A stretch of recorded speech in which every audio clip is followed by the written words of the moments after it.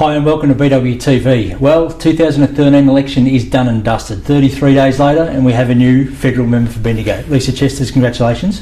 Thank you very much. Was it a pretty nerve-wracking night? You're looking at, I guess, all the way through a bit of a swing, a 10% swing in primary vote against you?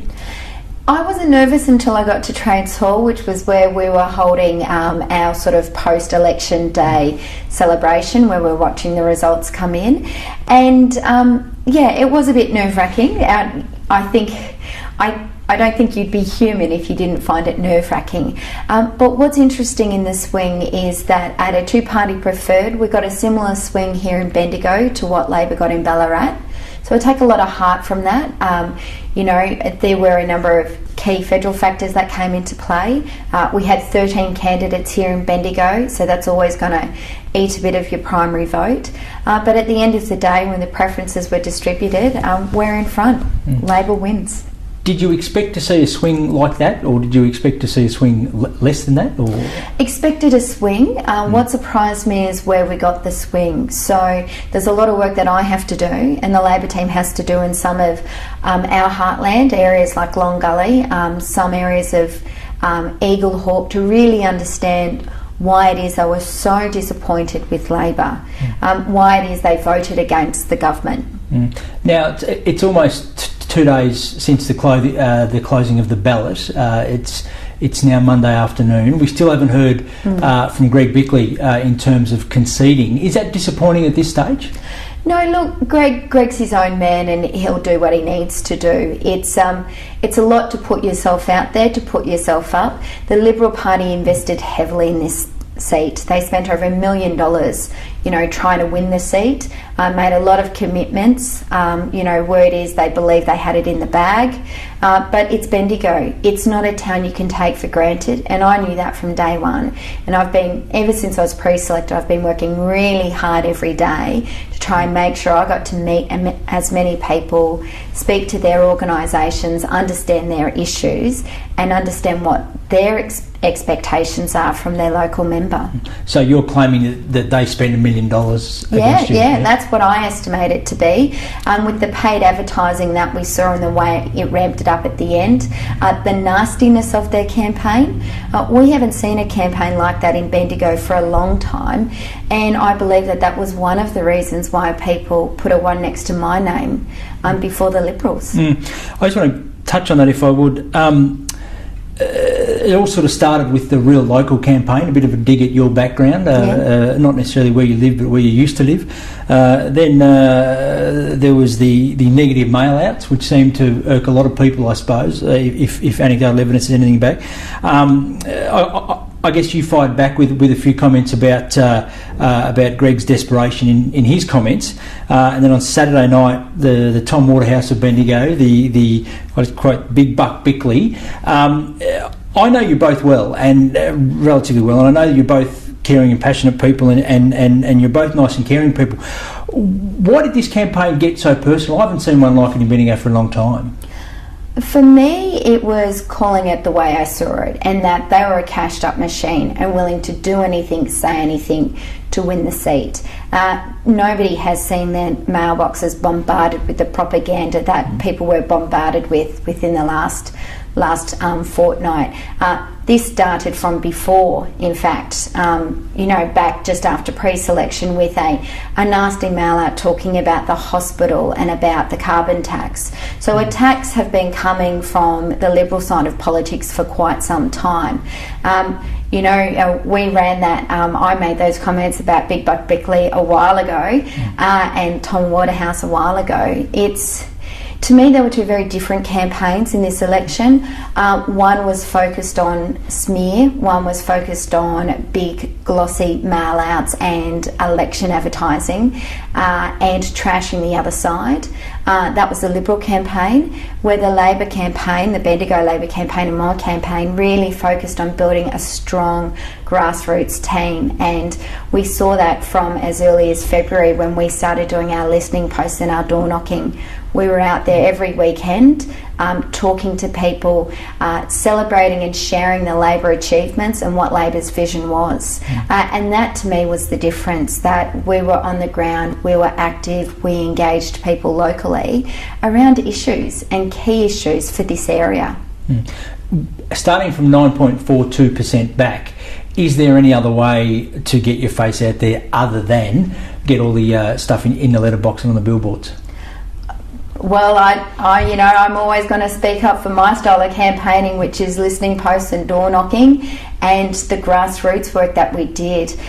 We have so many groups in this electorate, and I haven't even begun to be able to meet all of them. I've met a lot, I've engaged with a lot, and I'm really looking forward to getting along to all their AGMs, to getting along to their meetings, meeting and understanding their concerns and their issues and how best I can represent them. So I'm always going to say there's a better way. I think it's a dangerous path for us to go down in politics, that you cannot run unless you've got that kind of cash behind you.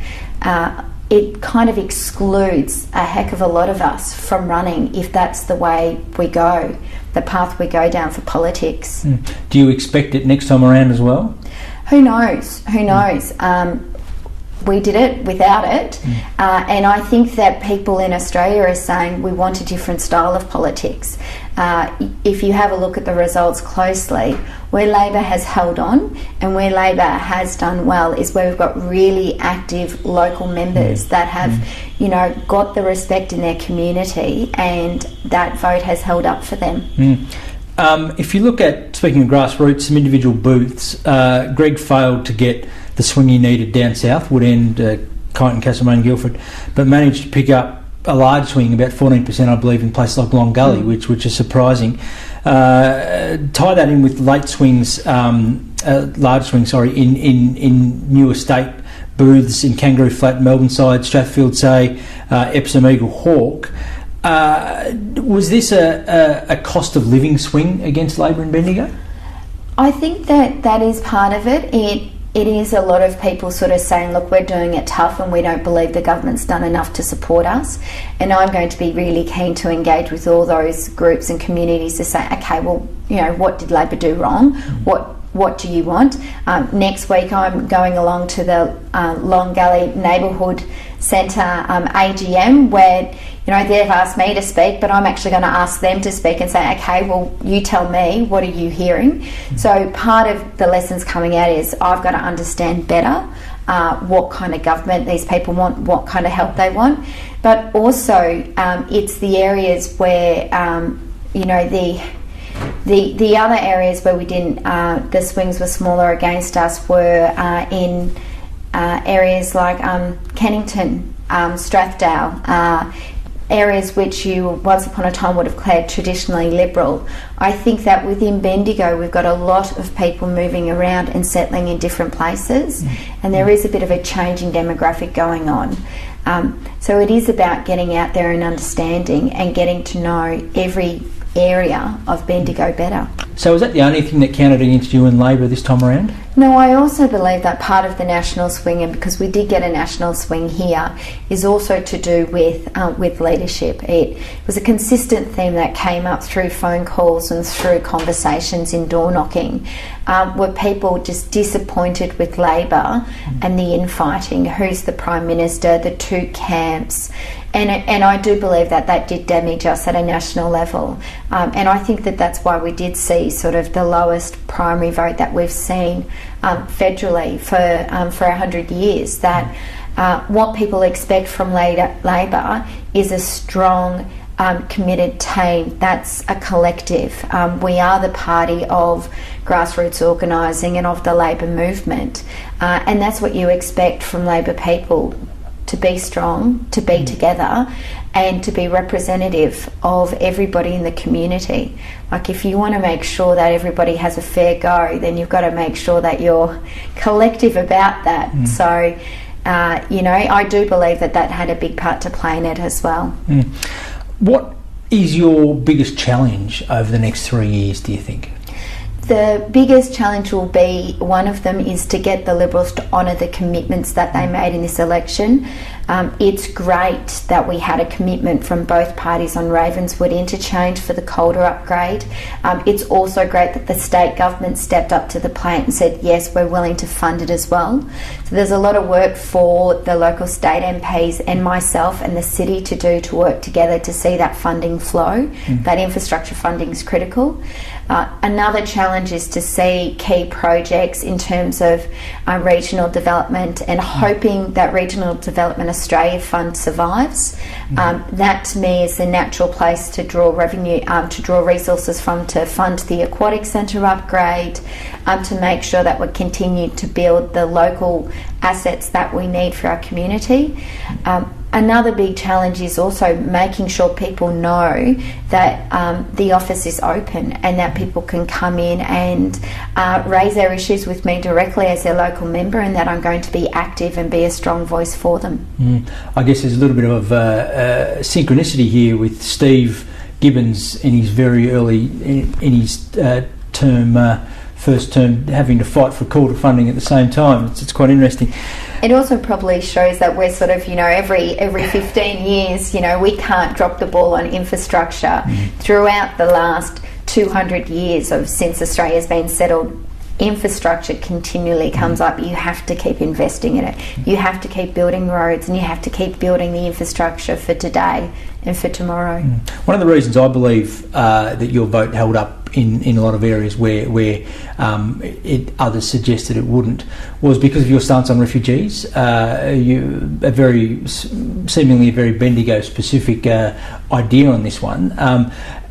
Now the party's been almost whitewashed, 20 odd seats gone, with some would argue a refugee policy not that dissimilar to the current government. Are you going to be working to change your party, the opposition's mind, when it comes to refugees and onshore processing? On this issue, when I've been out campaigning in the community, our community is wedged on this issue. There are people who support the Labor and Liberal policy stance on offshore processing and are very strong and passionate about that. And we saw that come up with a lot of the rhetoric and the ramble from some of the minor parties as well. And then on the other side, there are people who are, like me, incredibly passionate about making sure we honour our obligations under the Refugee Convention.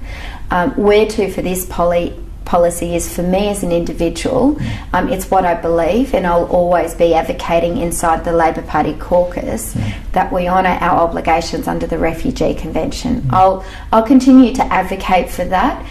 Whether that will see a change in caucus policy is to be, we've got to have the debate and see where the numbers fall. It's going to be a very new caucus. Apart from myself, there are a number of other new MPs that will be entering into the caucus, and there'll be a number of policy issues that we will debate. Where to next on marriage equality? The former Prime Minister Kevin Rudd had a plan.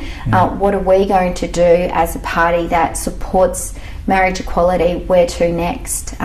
There's a lot of debate as well to do about in terms of workers' rights, in terms of disability care. We said that a re-elected Labor government would see disability care rolled out to Bendigo next. I'm going to be going to Canberra to make sure that that happens. So there's a lot of work to do within the Labor Party to make sure that we've got our agenda set and people know what it is, that we're taking the time to get out there and talk to people about what that agenda is, getting their feedback, and where we have to have the debate, have the debate. Now, there's no doubt that you'll be very busy over the next 3 years, but we now will have a federal seat that is anywhere between 1% and 2% margin. We will have 2 state seats that are technically marginal, 3.5%, 2.5%, whatever it is. What can Bendigo do to take advantage of this? We've got a number of projects that are still to attract funding, whether they be federal or state funding. We've seen what happens when both parties get excited about Bendigo. We do get these promises. We've got a perfect opportunity now for firstly the next 12 months and then the 2 years afterwards to make Bendigo count and to make these projects happen. Does council need to do a bit more work on these? Do we need to get a bit more nitty-gritty stuff down so that they are shovel ready, waiting for some funding? See, This is where I slightly disagree with some of the commentary. I would say that Labor has always been excited about Bendigo, and we've seen that through what's being delivered, not just in the last 6 months of the federal Labor government, but also by the previous state Labor government.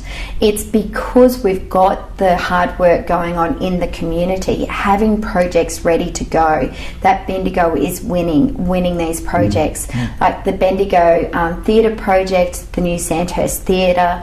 That was an idea that Jacinta Allen championed when she was in government, and then the current state Liberal government came up, supported the funding proposal. Federal Labor, that's $12.8 million, and then local government. So that's just one example of a dozen that I could point to where Bendigo has achieved and it will continue to achieve. And part of the reason why is because we do have a very strong local government that is a champion for local projects. We have a very strong network of community organisations also putting it out there about the support that they'd like. And we have a very strong business sector putting their hand up to say this is where our innovation is, this is where we're focused on, and we're doing well as a region. So I can't see that changing. What I think my role is to be an active part of that. When I go to Canberra, I can imagine that I'm going to have just as many friends amongst the rural MPs as I will amongst the Labor MPs, because there's a lot that we have in common here in Bendigo with other regional and rural MPs. There's not just the political divide between parties, there's also the city and regional divide. So it's important to be able to work with friends and allies everywhere in Canberra. I'll expect to see you and Senator Mackenzie down at the corner store a bit more often. Lisa, thank you very much. Cheers. Thanks for your time.